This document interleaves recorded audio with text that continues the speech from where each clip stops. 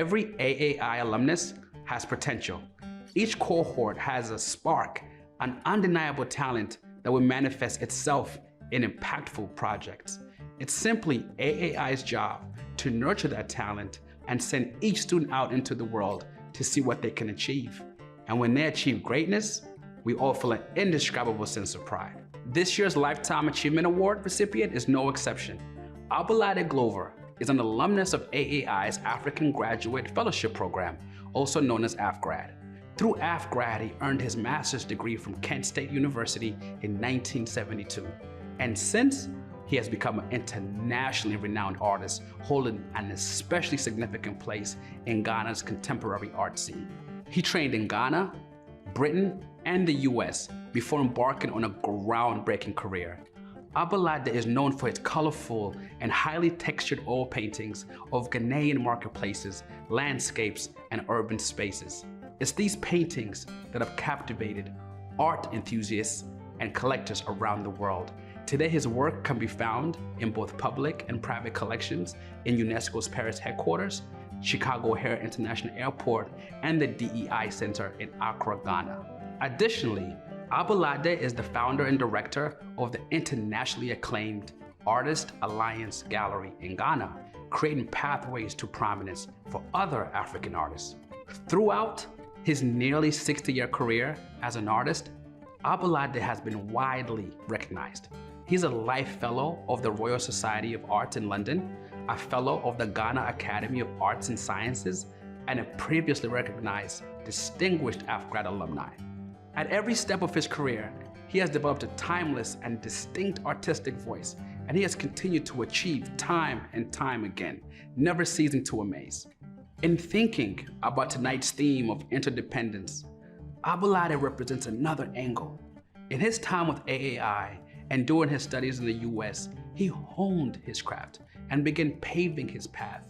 But we needed him as well to delicately and beautifully capture the world around us and to show us just how far AAI's Launchpad can take us. We are proud to present the Lifetime Achievement Award to Ablade Glover. My name is Nunoo-Amarteifio. I am an architect and an art historian. I was also the mayor of the city of Accra. During my term in office, I took a great deal of interest in the creators, the artistic community in my city, because I was convinced that a city cannot grow without the input of its arts, the dancers, the musicians, the painters, the sculptors. Among the art people with whom I worked very closely was Professor Ablade Glover. I have always enjoyed Ablade Glover's creations because he focused on what makes this country, gives it its soul, the people. The people at their ordinary, going shopping in the markets, working in the fields, sitting in the trotro to move around the city. And he brought glory to ordinary living. And that, I think, is what great art is all about. Clarifying the glories that we have in our ordinary day-to-day existence. For that, I am very grateful that he's received this award. I'm sure a lot of my countrymen would join me in congratulating him for an award well-deserved. Thank you very much. Hi, my name is Djama Glover Osafo. Djama Omanyeyo Glover Osafo. And I'm the fourth of 7 of Daddy's children. And I'm a medical doctor, I'm a pediatrician. This is just to congratulate Daddy on the award of the Lifetime Achievers from AFGRAD. We're proud of you. We always have been. You've been a trailblazer. You have taught us that the sky is definitely not the limit, and we can go much further than that. and you continue to be a true example of that. And so today, on behalf of all of us children, our cousins, everyone in the family, we're saying a huge congratulations on receiving this award. I think it's very well deserved. Your whole life has been an inspiration. The story from childhood, coming from almost nothing and nearly missing opportunities to education, to the various ways that God opened opportunities for you to study higher learning, and how you've used that to impact your generation.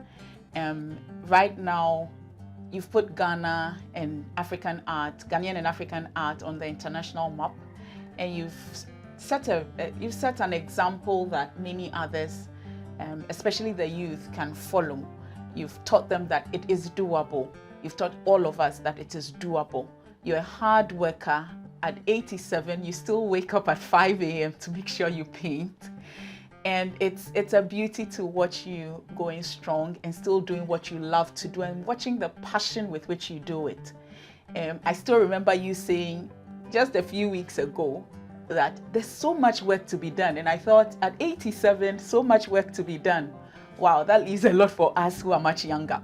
So yes, we're very proud of you. We think you very well deserve this award. Please enjoy it and know that you're very much loved. Thank you so much for being who you are. We love you. Well, my name is Wiz Kudowor, and I'm a protégé of Professor Glover. And if anybody actually deserves to be awarded this lifetime achievement, the African American Institute Lifetime Achievement is the one. Because he single-handedly created an environment for artists to grow, and by setting up the Artist Alliance Gallery. And he's been a benefactor, a teacher, and a mentor to many of us artists. So I congratulate him on the award.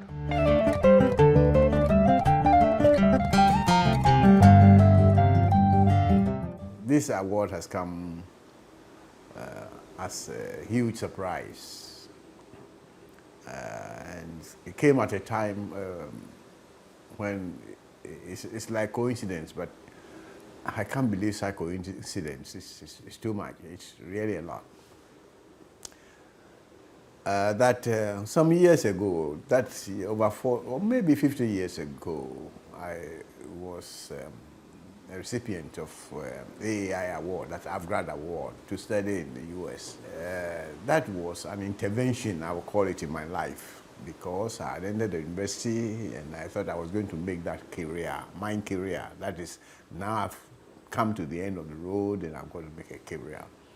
So got to get the necessary, all the necessary qualifications that will carry me to the end, the very end of the academic work, academic career.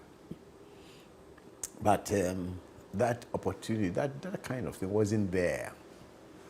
And therefore I consider have grad scholarship to study abroad as an intervention. Maybe you can call it divine intervention. And I had the opportunity to study at Kent State University.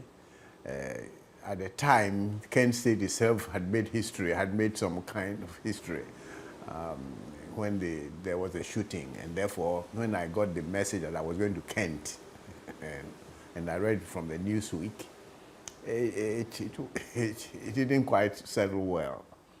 But getting the opportunity was the greatest thing. And I had the opportunity. So whilst I was there, I thought this opportunity must use it well. I must use it well. And therefore, the master's degree, for which they gave me the scholarship, wouldn't be the end for me. And I hurriedly went through the master's degree.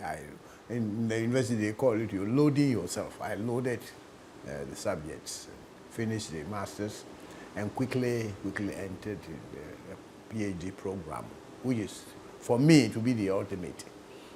And there were obstacles, difficulties, but again, there's always somebody who comes in. Like I mentioned Professor Efland, who was my advisor and was like a personal friend. Like I became like a child of his, and he really was something. I'm most grateful for that.